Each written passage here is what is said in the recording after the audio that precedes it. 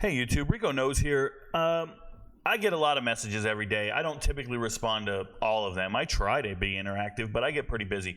Nonetheless, I had a message and somebody asked me, hey Rico, can you talk to us and tell us what Colorado's getting with Isaiah Augustave's, the Arkansas transfer who just committed, the running back. It's a late commit in the running back room. And I was like, yeah, but listen guys, I didn't watch a whole lot of him. I need to go do some film study. I need to go break down this player and understand what's going on before I can speak intelligently on the topic. So here's what I'll say to you guys. Knee-jerk reaction. I hear they're getting Isaiah Augustave, and I think, all right, that's a consolation prize. It's a backup plan. It's not who you wanted. It's who you're left with getting. It's a little late in the running back market. You just missed out on Rashad Amos. You do have some good players coming in. Shout out to Hood. You do have Micah there. You do have some young talent.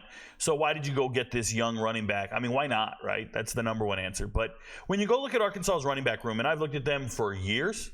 Obviously, I study every single roster, every single team, depth chart, everything.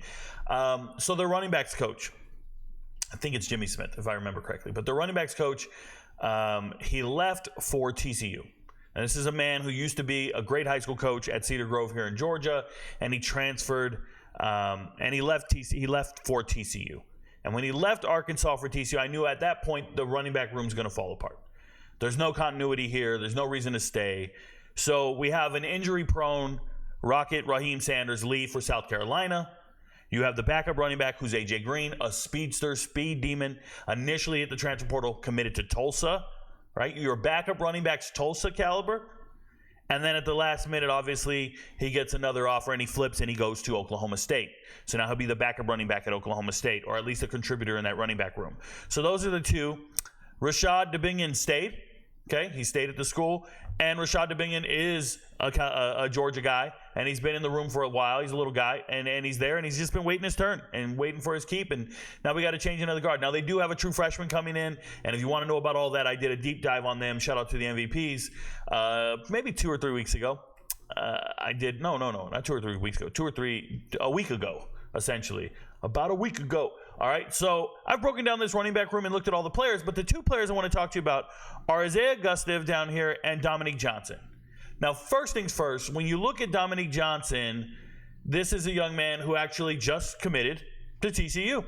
He followed his running backs coach over to TCU. So when I see that, I see a young man that the coach had a relationship with and valued. Out of all the players in the room, he said, yo, that guy right there, I got to get him in my new running back room. He got to TCU, looked around, and said, hey, I know a guy who can make it here. And he brought Dominique Johnson with him. So that's a great relationship-driven transfer. I'm excited for it. It's awesome. But how do you want me to get excited about the 4th or 5th string running back from Arkansas? A terrible team in the SEC, and this is a young man that couldn't get in the rotation. So knee-jerk reaction is like, yes, so what? They signed a cast-off or runoff. I've seen this before. I've seen this, where you go and sign a 4th or 5th string recruit, and you hope to get the most out of them, but they're just recruiting misses. I felt that way mentally. I felt that way for about a week or two now. Well, maybe a week since this happened. And I was just sitting down. I'm like, all right, you know what? I haven't made a video on it. You know why I haven't made a video on it? Because I don't make a video without doing my due diligence, without doing my research and going out and watching all the tape that I can. And I need to watch this young man. So this is a young man from Florida. Shout out to Naples, Florida. I want to tell you what I saw on the tape. Number 27 here is a bona fide problem. I think he's an absolute gem. People said, oh, Rico, he runs a lot like Alto. No, he doesn't. He's a lot faster than Alton McCaskill IV. He's probably not as strong, but I think his breakaway speed is real. I think this is incredible.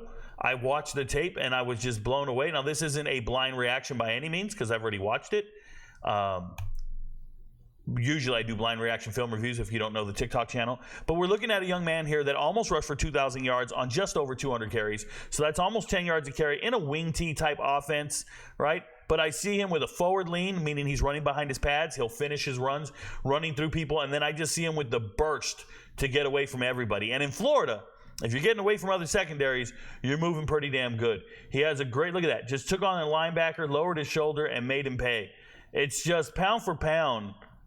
Incredible, strength and just running. And I see him outrun angles throughout the whole tape, just gliding. This is special, man.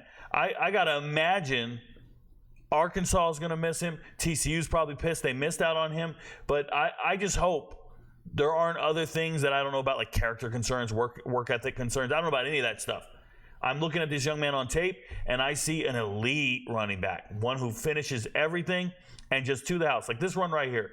You got angles on this man. There's no way he should be scoring, and you just see him moving at a different clip from everybody else. Great cut, making the second man miss, setting up his block, and right there, boom. Just squeezing through. There's two guys closing in on you, and he just burst right out. It's beautiful. Yes, the offense isn't conducive to, making you college ready unless you're going to a service academy. There's a lot to learn. He's running, fullback in the I or in the wing T or whatever they're running there. What I would say is he just looks special. So I think Colorado fans, I'm sure a lot of them have scrambled to go watch the film. There he is lead blocking. But I'm sure and taking pride in blocking is pretty awesome. I love that selflessness.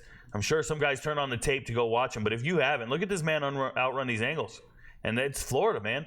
The sideline knows he's gone. Everybody's throwing hands up. It's a touchdown. That's important. They've seen this guy run over and over and over. And he's just outrunning the angles. It's almost like... they were asking me to think of a comparison. Who's the guy that everybody talks about from the Saints? Babe, who's that running back from the Saints? Kamara? Yeah. What's his name? Alvin Kamara. What is wrong with me, man? I can't remember Alvin Kamara. I'm cooked, bruh. I'm cooked. That's what he reminds me of. That type of explosiveness. Looks a lot like Jalen Wright without the weight, right? He's still young. He's got a long time to develop and grow. But I see a special running back, somebody that's ready to contribute now. I wouldn't put him behind a guy like Micah if he shows up and he can learn the offense. So I was really impressed with his tape. I think Colorado got themselves a beast in the running back room. And it's just unfortunate when he got to Arkansas. The team's in turmoil. The coaching staff's probably on short time. Your running back coach leaves. There's 3 or 4 other upperclassmen ahead of you on the depth chart. Like, there's a lot of metrics that go in place why a young man doesn't play football or get on the field. But when I look at this guy, Isaiah here, I see somebody special. So that's my assessment. I see a very elite running back. FBS, Power 5 running back that should not go down in levels. Most times when people transfer, it's something like, well, there's no playing time. But I just gave you all the different scenarios of why someone would transfer. It's a relationship-driven thing. This is a Florida kid, so we got relationships and a pipeline to Florida at Colorado. You've got your coach departed. The coaching staff is in shambles. The offense looked terrible, right? So just a lot of turnover. The guy who recruited you is no longer there, so you're going somewhere else. I like it. I think it's a great get.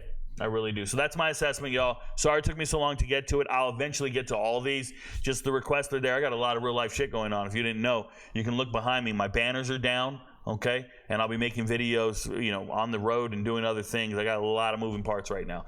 But appreciate you guys. Your friends don't know, but Rico knows. Good luck, y'all. Peace.